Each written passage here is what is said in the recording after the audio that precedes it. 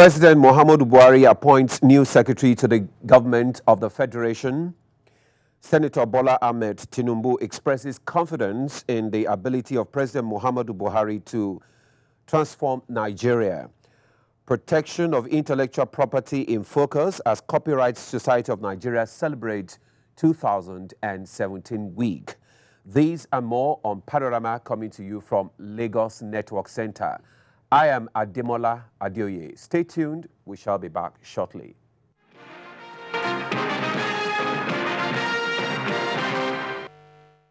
President Muhammadu Buhari has appointed Mr. Boss Mustafa as the new secretary to the government of the Federation. The appointment takes immediate effect.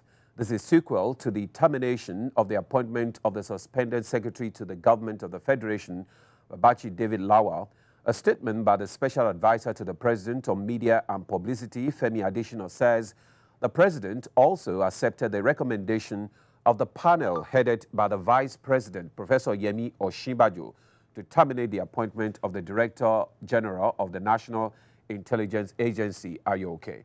The president has further approved the setting up of a three-member panel to look into the operational, technical, and administrative structure of the NIA and make its appropriate recommendations. Meanwhile, State House correspondent Jide Onifade in this report chronicles the rise and fall of Babachi David Lawal. Muhammadu Buhari order of the immediate termination of the appointment of suspended secretary to the government of the Federation, Babashiru Lawal, and head of the Nigerian Intelligence Agency, IOK, follows the report submitted to the president by an investigative panel it sets up to look into the matter of wrongdoings leveled against the two senior government officials. Babashiru Lawal, who was appointed as the secretary to the government of the Federation in August 2015, promised at the swearing-in to work hard and with integrity. I'm bringing on board competence, integrity, and hard work. Though he worked hard for the 2 years he was in office, but has been found wanting in the integrity aspect and was suspended in April 2017 for alleged violations of law and due process in the award of contracts under the presidential initiative on the Northeast, amounting to 233 million naira. They have certainly. A trust now betrayed, so it seems also affected was IOK of the Nigerian Intelligence Agency, linked with some cash found in a residence in Ikoyi, Lagos. And we submitted a full report with recommendations to Mr. President. So I, of course, cannot give you any kind of details because the President has to look at it, has to study the report, and then make his own decisions based on that report. Although the findings of Vice President Yemi Osinbajo-led investigation panel is yet to be made known to the public, most Nigerians believe that the sacking of the two senior government officials may have been part of the recommendations contained in the report. Other actions may still follow the remaining recommendations. In the State House, Jide Onifade, NTA News. A chieftain of the All Progressive Congress and former governor of Lagos State, Bola Ahmed Tinubu, has expressed absolute confidence in the ability of President Muhammadu Buhari to transform Nigeria in line with the change agenda. Speaking to newsmen after a closed-door meeting with the president, Chief Tinubu also maintained that the government of APC is not only on course, but remain focused in meeting genuine national aspirations. State House correspondent Adamu Sambo reports. President Muhammadu Buhari and Chief Bola Ahmed Tinubu in several months, with many Nigerians insinuating a no love lost. But after their discussions behind closed doors for over 1 hour ahead of the APC NEC meeting, Chief Bola Tinubu told newsmen that the meeting was fruitful. Our discussion was fruitful, was productive, and was about the country and leadership as a whole. And, you know, that got me very excited and happy. There have been talk that you are not in good terms with the president, that you don't come so close to him and you are not happy with the way things are run. Some are even saying that you've been signed by the cabals. What's your reaction? Fake news. Fake news. I have confidence in this president. There's no doubt about that. We work hard to bring a government about. There are certain things that are unpredictable, and those are things that can lend itself to gossip, insinuations, and all of that. But once you create leadership and it's functioning, you don't have to babysit that leadership unless there's an erosion of confidence. And I don't have that. APC government is on course. And we remain on course. And we will remain focused to those necessary things about, development, the welfare and progress of our people in the country. President Muhammadu Buhari had earlier granted audience to the national chairman of the APC, John Odigi Oyegun, Senate President Bukola Saraki, Speaker Yakubu Dogara, and Governor Abdulaziz Yari Abubakar of Zamfara State. Details of their discussions were not made public, and efforts by newsmen to hear from any one of them were unsuccessful. From the State House, Adamu Sambo, NTA News. The Nigerian Air Force says its area of surveillance will now include towns and villages within and outside the terrestrial world. Chief of Air Staff Air Marshal Sadiq Abubakar gave the assurance in Maiduguri during an assessment of Operation Ruwan Water 2, launched about a week ago. Defense correspondent Isaac Nkuma reports. Arming a combat helicopter for an interdiction mission in the ongoing Operation Ruwan Water 2 by the Air Force. The past few days, we've given the Army cover, we've interdicted for them, and they've moved in to take over a lot of ground within the general area of operation. The enemies, like we do call them in the Air Force, we call them the bad guys. Either they repent or die. That's just the message I have for them. This follow-up operation is to address the observations made on the previous outing while consolidating the successes recorded. Our desire is to make sure that any attempt by Boko Haram to recolonize any part of the forest is frustrated. And we make sure that especially those areas that are close to communities and close to our land forces. And we have succeeded in doing that in the last 4 days or 5 days that we commenced this operation, and the operation is going to continue. As the intensive day and night airstrikes continue in the Sambisa general area, a disturbing development is the pockets of suicide bombings around areas where the insurgents had earlier been dislodged. We had the ISR platform overhead Damaturu just the day before yesterday, from Alagarno axis all the way to Damaturu. We also have the helicopter gunships newly acquired that were overhead those areas generally. We had aircraft around Madagali area, which is in Adamawa State. You have aircraft in Zambiza, which is here in Borno State. What we are doing is we are using all the assets we have to the best of our ability to ensure that the days in 2014 do not return again. So far, new locations of the terrorists around Madagali and Mungusum have been destroyed by Air Force fighter jets, with many of the insurgents killed. In Maiduguri, Isaac Nkuma, NTA News. As this year's exercise Crocodile Smile 2 officially comes to an end, several ongoing operations have been fine-tuned to cover other parts of the country with a view to tackling anticipated spillover effects of criminal activities from one region to another.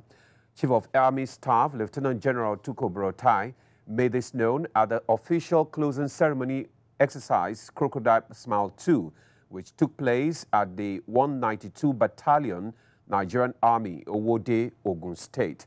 Musa Toliat has the details.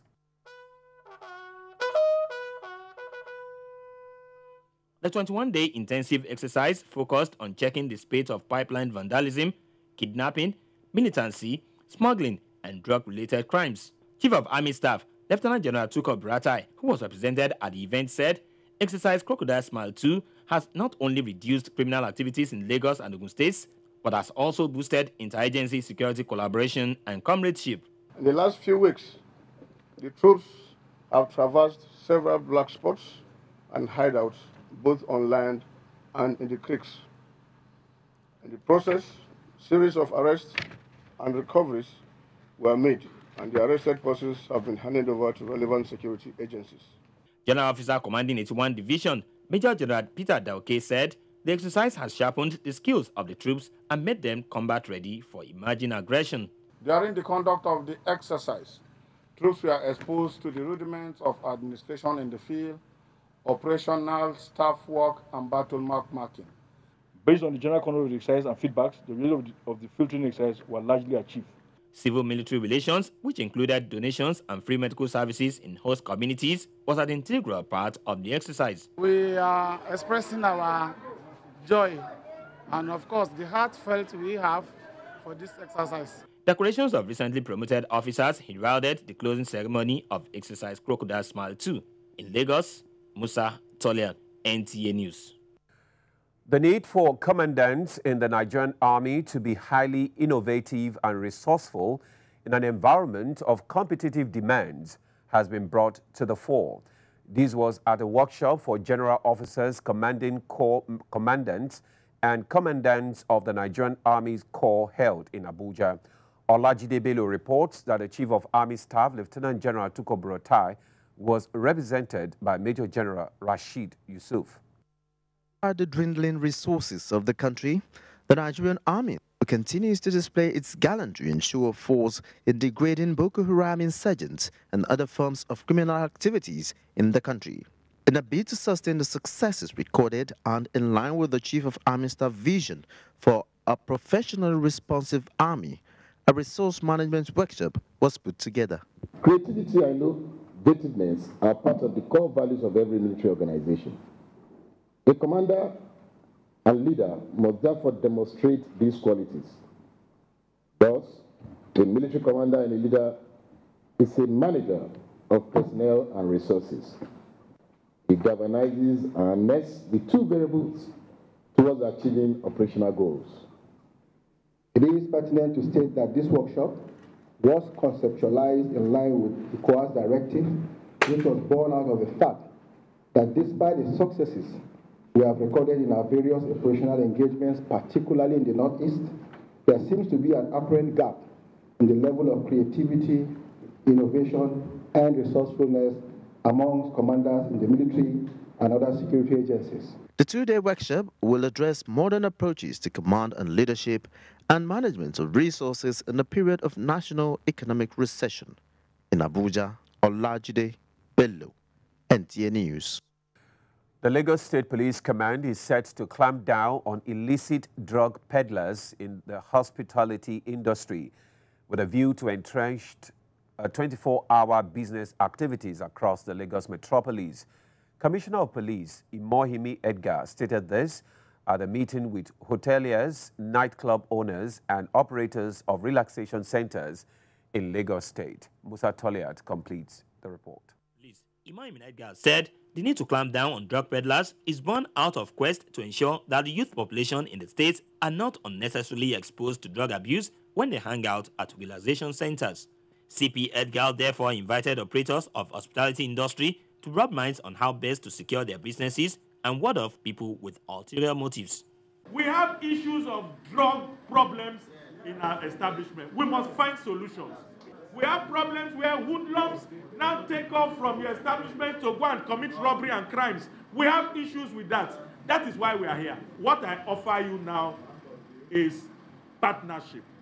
Various security concerns were raised by the stakeholders in the hospitality industry, including non-availability of police to secure their premises, cultism, and difficulty in monitoring movements, especially at nightclubs. I saw one of them, he was smoking Indian hemp. I said, it's not allowed here, and he threatened me.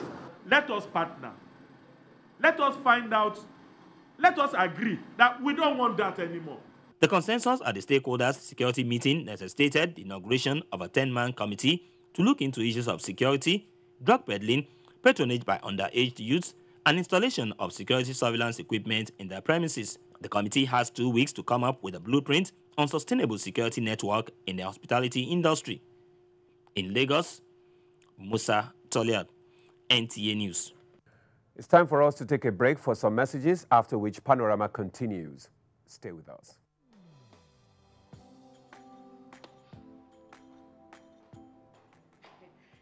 Chief. Good morning, sir. You're here already?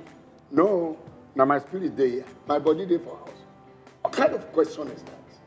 Were you not the one that fixed this meeting for 8 a.m.? You are now coming by 10 a.m. and start asking me jam questions. But Chief, now, I'm sorry.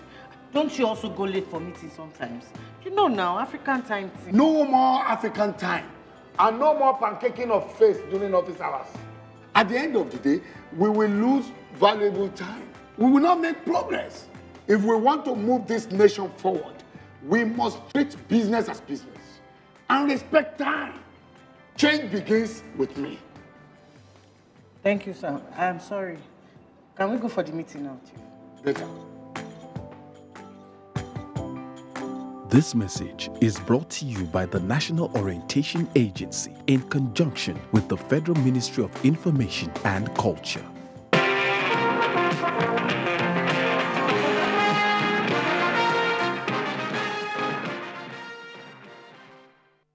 We are still on to Panorama, coming to you from Lagos Network Center.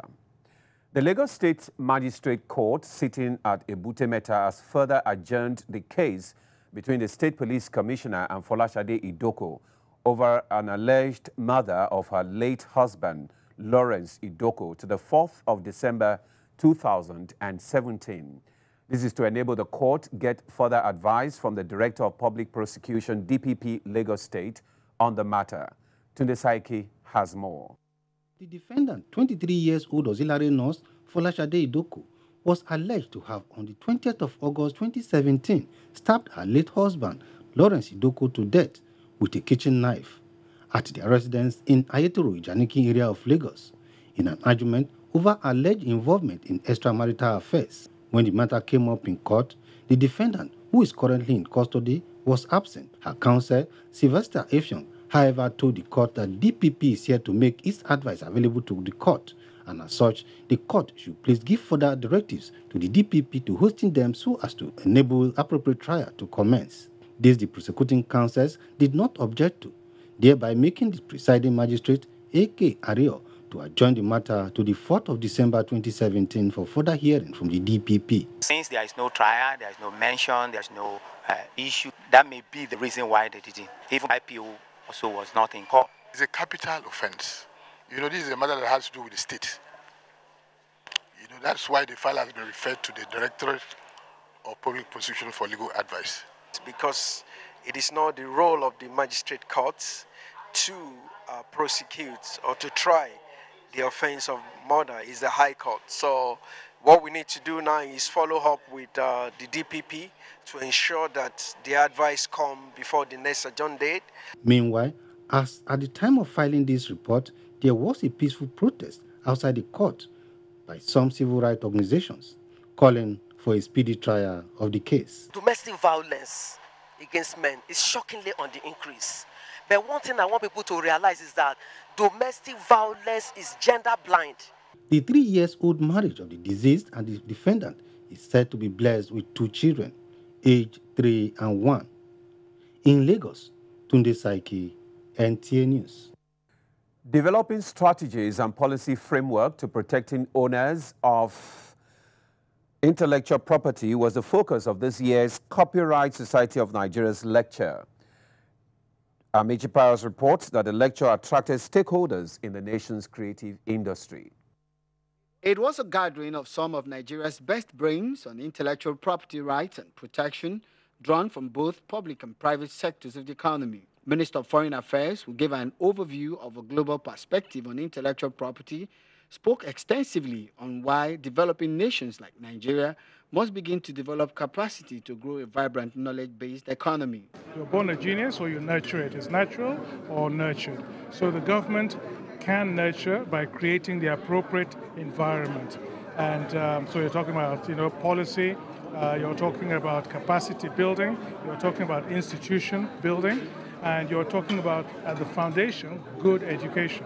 As the nation evolves mechanism to protecting the rights of owners of intellectual property, the minister believes that it is also important to see ICT and other creative infrastructure as a veritable tool for national development. In his submission, an ICT lawyer and consultant, Basil Udotai, is of the opinion that Nigeria is endowed with talented men and women, adding that what is required to build solutions that can transform the creative industry is the will and commitment of all. What we need to do as a country is to revise our copyright laws and make sure the laws integrate the demands of the online environment and train our copyright enforcers so that they not just enforce copyright, but they also act like forensic investigators, because there's now a blurring between the distinction between copyright and cybercrime. Panelists at the lecture examined the theme, intellectual property rights in the new knowledge economy. In Lagos, Abechi Pius, NTA News. Meanwhile, the federal government has assured members of the Nigerian creative industry of government's resolve to ensure that the sector remains viable for economic development. The Minister of Information and Culture, Lai Mohammed, disclosed this at the Thanksgiving service put together by the Copyright Society of Nigeria, COSON, in Lagos. The minister also called on filmmakers to produce bankable works capable of projecting the African culture to the world. Elizabeth Omoruyi reports. It's the 2017 edition of the COSON Week. The Thanksgiving service is one of the activities lined up to appreciate God for the growth of the nation's music industry.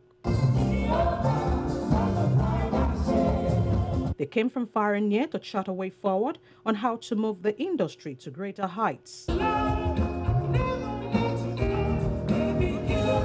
The Minister of Information and Culture, who graced the event, revealed that the present administration is committed to protecting intellectual property in order to help practitioners enjoy the fruit of their labor. As soon as the DSO, which is the digital switchover, is completed, it will now be possible to buy films and buy music, online, and that way you are going to deal a fatal blow to pirates. The chairman of the Copyright Society of Nigeria urged players in the entertainment industry to use their art to promote the rich heritage of the nation. There is no reason why this country can't grow. So we want to stop quarreling and bickering and get ahead and do the work at hand. Meanwhile, the minister was also at the opening of the 2017 Africa International Film Festival, where he spoke on efforts by the federal government to boost the film industry. We are almost closing on the world-class pre- and post-production facility using the current IT infrastructure with a few additions. In Lagos, Elizabeth Omori, NTA News. Up next is Sports Update with Dende Sani.